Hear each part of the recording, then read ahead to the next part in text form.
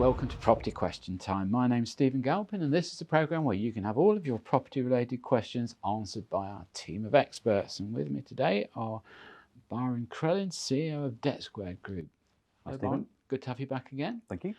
And on your right, John Howard, property developer, author, TV commentator and public speaker. You've changed it. Well, it sounds good, doesn't it? Sounds Thank you. quite professional. Yeah, sounds very professional. Thank you very Okay, much. jolly good. I'll take that. Good. Well, welcome to you both, and we'll get straight on with the questions. And Byron, you're first.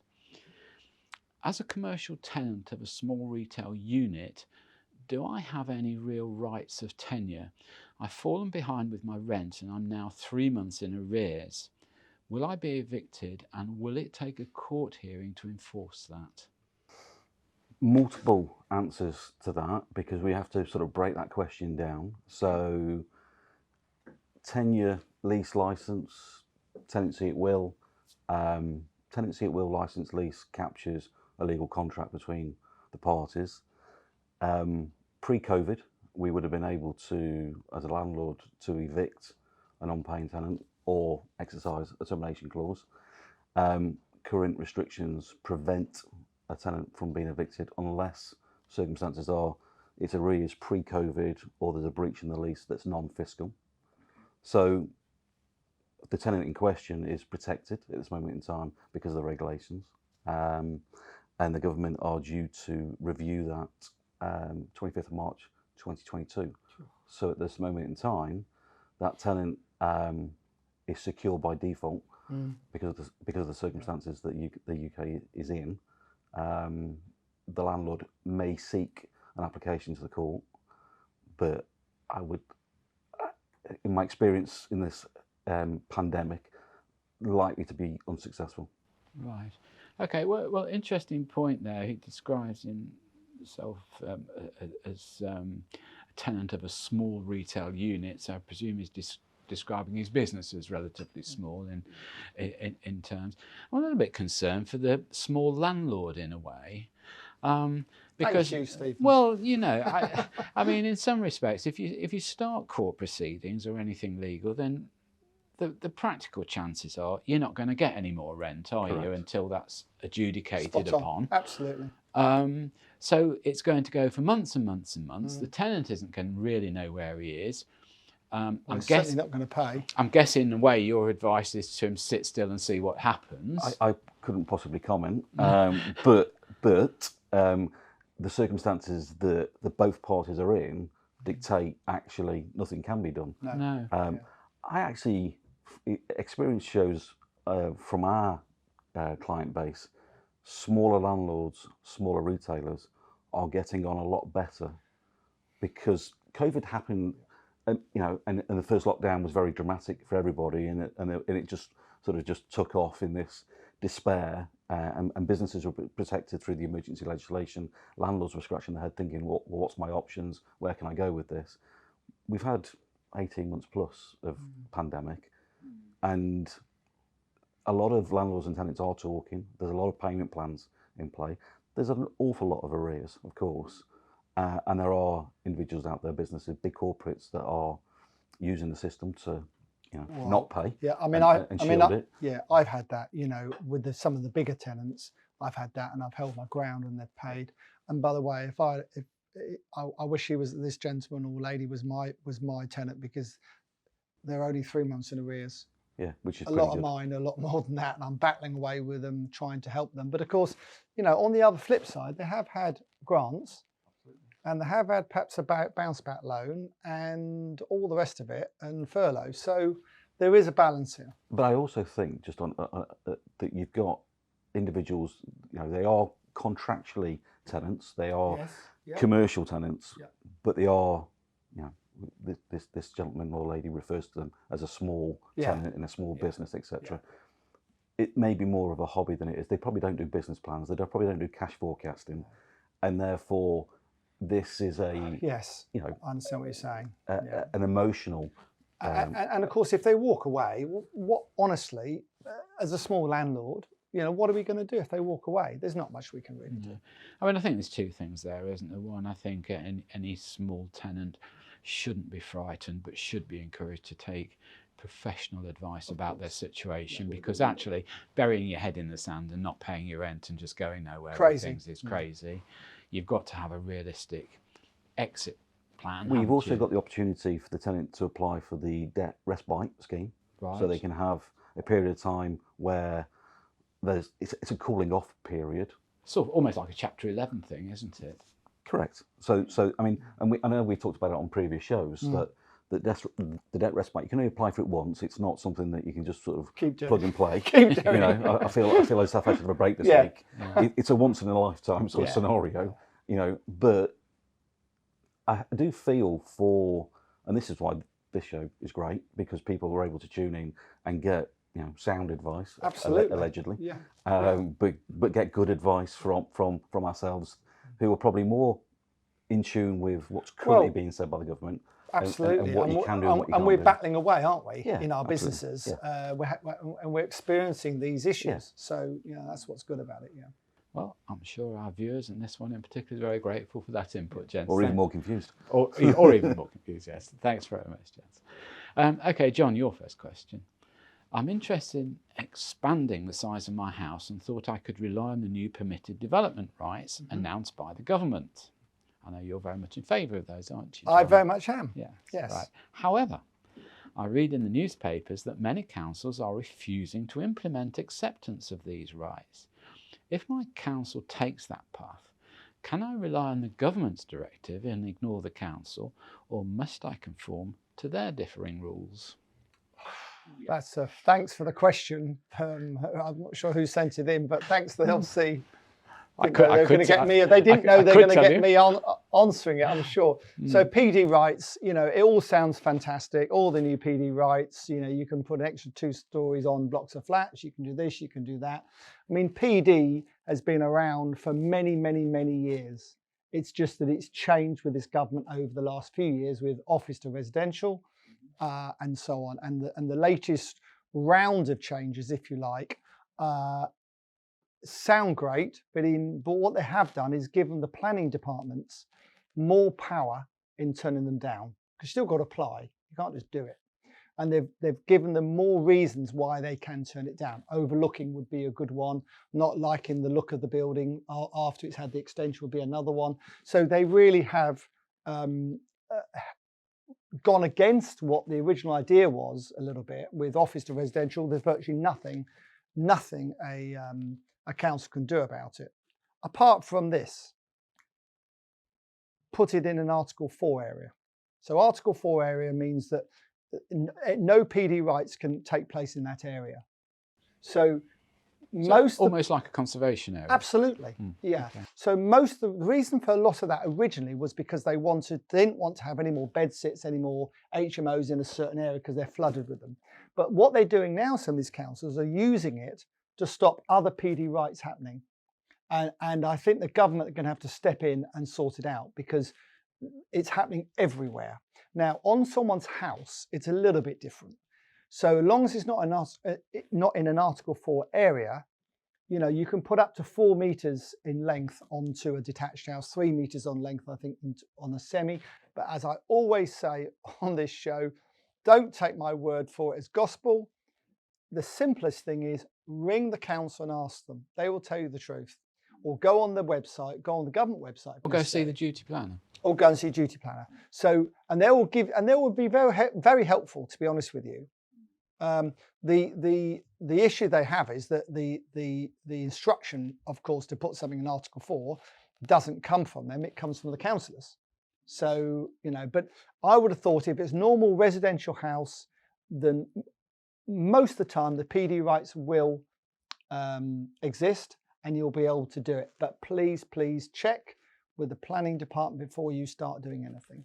But I think the sort of resurgence of this rule, I suppose it was talked about probably at the very beginning of the pandemic time, wasn't it? Yes. And it was assumed people were going to have to stay in their homes and they probably needed more room and this sort of thing, so that's why it was encouraged. But actually, the sales figures in the UK market have actually gone through the roof. I think for August, the figures there took the annual increase in house price up to 11% for the year, which is quite phenomenal given the circumstances. Well, but people are moving, aren't they? They're fed up with the environment they're in. They are, and hopefully people have only got a short memory, because I'm one of the ones who sat here a year and a half ago probably and said, well, the property market, it's going to be quite tough in London. I believed everybody was going to be moving out of London. And certainly that has happened, and certain areas have just gone up a lot more than 11%. Cornwall, for instance, I bet it's 20%. I think it is. Yes. So I sort of got it half right, Byron, but half wrong, because obviously London has done well as well, and I couldn't see that. And Stephen got it right, and I got it wrong, because not that he's biased towards London, of course, but he did get it right. And 60,000 people have left London in the last 6 months, sold their properties. But someone, not just Stephen, but other people as well, are buying these properties in London. And I don't really understand how that's working. It must be overseas buyers, I'm assuming. It's going to be an interesting stat when it comes out, because I know if we go back 3, 4, 5 years, I can think of buildings down here in Canary Wharf where 70% of the sales were to sort of Asia Pacific rim areas, bought off plan, bought for investment, bought for kids at university, that sort of thing. And you can, it's the best city in the world, you can understand it. But interesting, from 2016 onwards up to 2020, there was no real uplift in London. And bizarrely, people are moving out, and now there's an uplift. So I don't really understand it. And where in the areas where you've got a lot of high rise, there's been a little bit of a slowing of the market in London because of these EWS1 certificates. Yeah, well, if you haven't got the certificate on your block, you can't sell. So, but what that has done, of course, that's pushed the market for the smaller blocks of flats and given them an uplift in value, which they may not have had. And the other thing is, a lot of young professionals who spend in London haven't been able to. They've saved, and they've managed to save a 5% deposit, which is all they need, with the government backing mortgages. We'll come to that later. And that is why probably the sort of bottom end issue of the London market is strong. Okay, well, that's all we've got time for in this half of the show.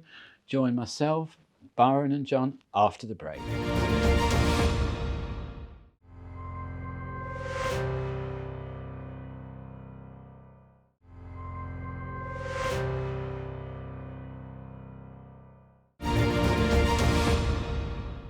Ready?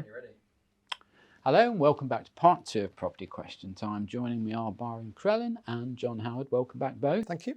Byron, your second question. I'm about to take a tenancy on a small commercial retail unit. Rather than a lease, I'm being offered a 12-month renewable licence. Am I at any disadvantage taking this kind of arrangement? I'm concerned about my rights and security in terms of my occupancy. I find it strange that licenses still have airtime in commercial properties. And the reason why I say that, and I'm now answering this from a landlord's perspective, if your tenant is in arrears, on a lease, you invoice for rent. And under the regulations that came in 2014, CRA, Commercial Rent Arrears Recovery, rent has to be pure. So you can only demand rent, excluding service charge and insurance. A license, when you bill for your monthly, you bill it as a fee. So therefore it sits exempt from enforcement activity. So therefore the landlord is slightly handcuffed in terms of should a tenant default. So from our viewer's question, there's a slight positive to it. It sounds like they're an individual and entering into a license or being offered a license as an individual, which creates personal liabilities, etc. Yeah. I would always say, and I know you're a big fan of, don't just listen to me, get advice. They should be, before entering into any kind of contractual agreement, taking some legal advice. Ring in John. I think get my number. 2 things there, Byron. Is a 12-month licence actually renewable? I thought the whole principle of a licence was that it was a finite document, really. Well, again, various scenarios to that. So it will be transferred. So if the landlord was selling stock, the licence would be transferred across, automatically carrying over. You have historic regulations, you go back on this. So if somebody ends a license but remains in occupation, does that then default to become a tenancy at will? Is the license, because both parties acknowledge it, by default extended but not contractually captured in terms of it being written down?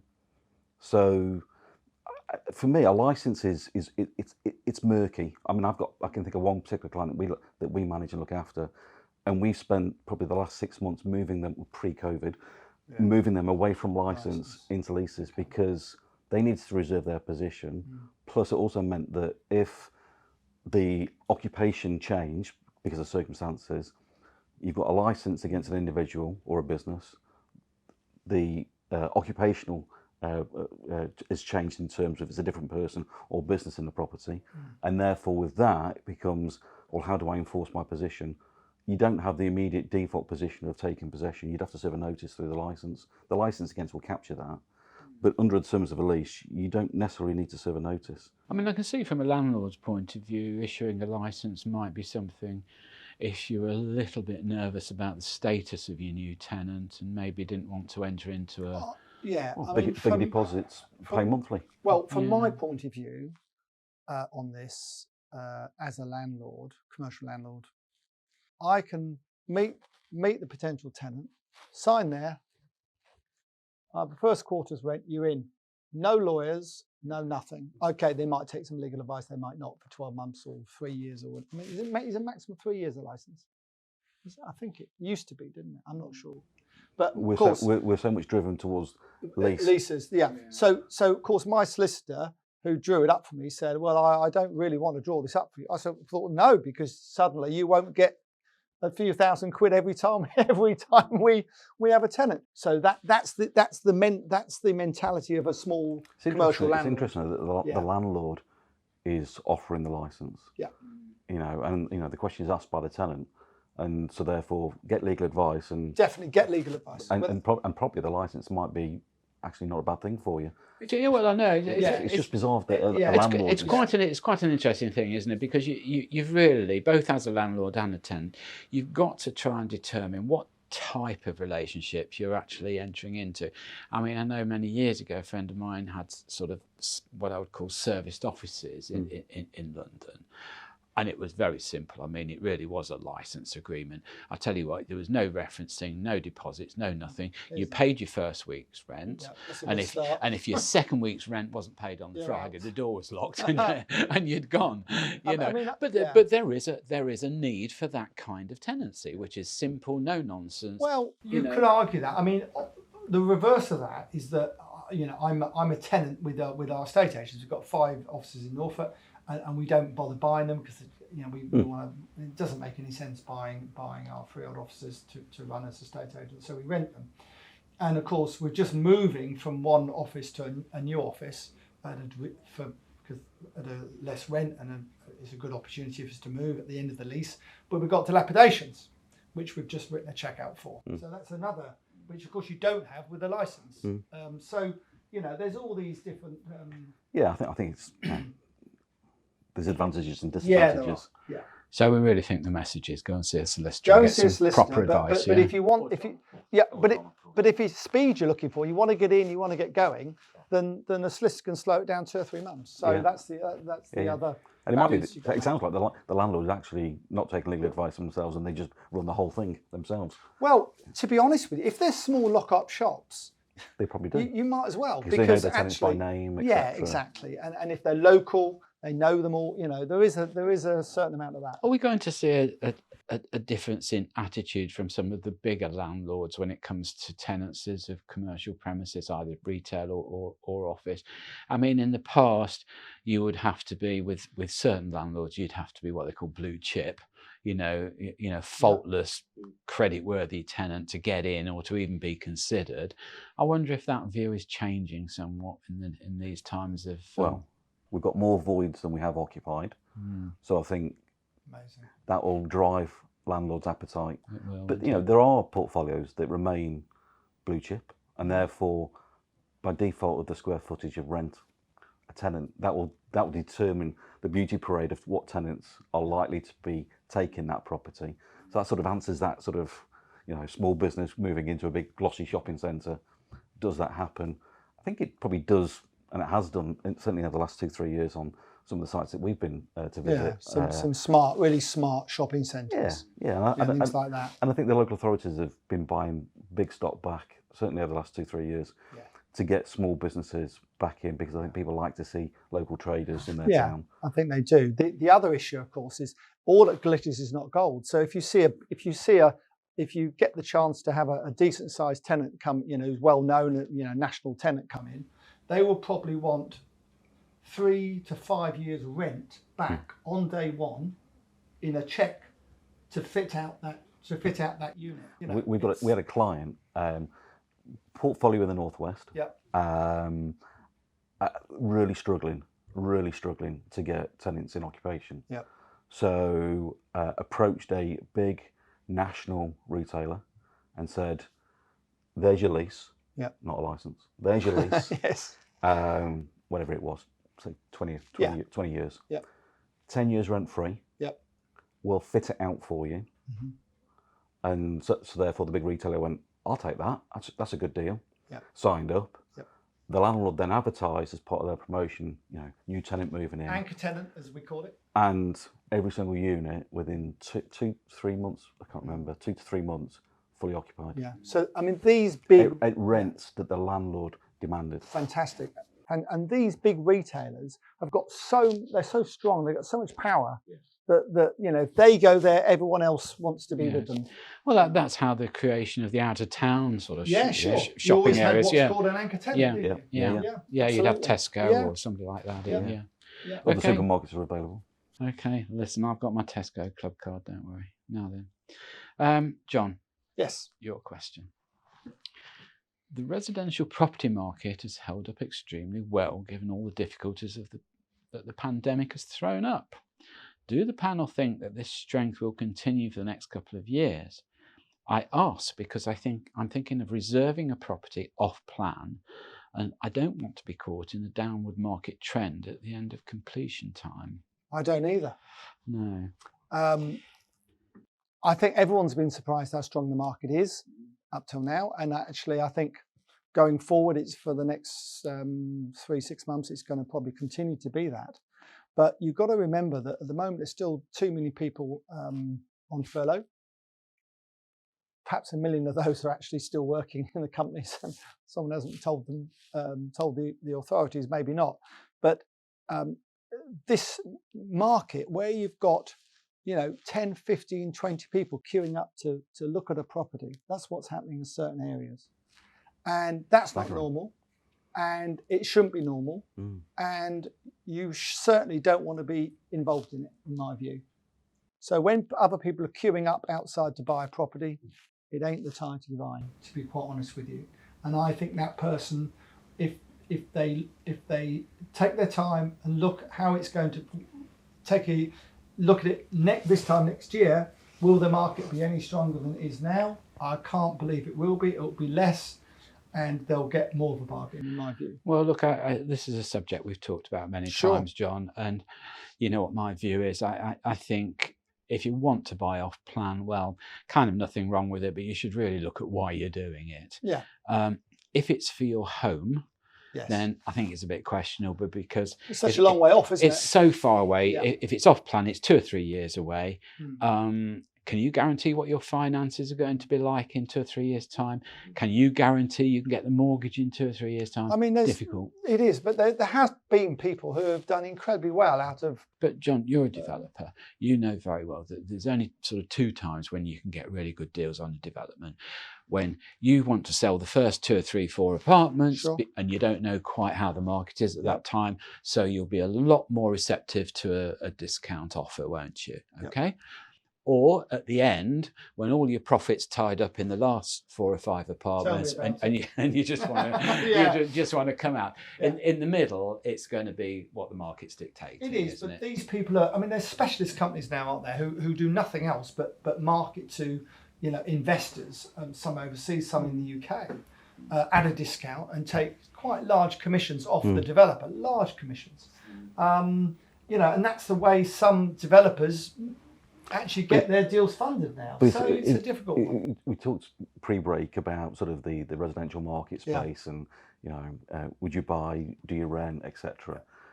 And I think where people have been saving because they've not been able to go on holidays, we've seen the big DIY retailers boom in terms of, I know one of their websites crashed because the amount of people are on it trying to buy stuff, because it's stay home vacation, decorate the house, etc.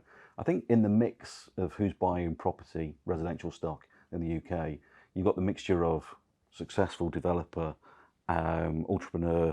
You've then got people in the market, sort of middle ground, that have always got 3-4 houses, and it's sort of like, that's our pension. Yeah, but then solid. But then you've got new people probably coming into the market. Loads of them. I agree. Loads of them. We've had we've come into some money through a bereavement, or have got some money because of redundancy or something like that, and thought to themselves, right, well, what we'll do is we'll buy a flat, we'll rent it out. Yes. But that's, for me, the scary space in the residential market, because that's the naivety. Yes, and they all think you can ride pain. Yeah, they get pain and go. Yeah, well, the problem is that a lot of these people have not seen the downturn. They haven't seen the downturn, and I've survived 3 property recessions. Stephen's done the same. You've probably done the same as well. We're all of a certain age. You're a bit younger than us, to be fair. Thank you. Keep that in. Keep going down. But and that's the problem. They are sold these investments or these properties on the basis that things can never go down. They can only go one way. And we know that's not true for anything. Right, well, on that somber note, we have to end the show. That's all we've got time for. So, CEO of Dexco Group, Byron Crellin, thank you very much for coming in. Thank John you. Howard, property developer, thank you very much for coming in. We look forward to seeing you next time. Join us next time on Property Question Time. Can't wait to see you.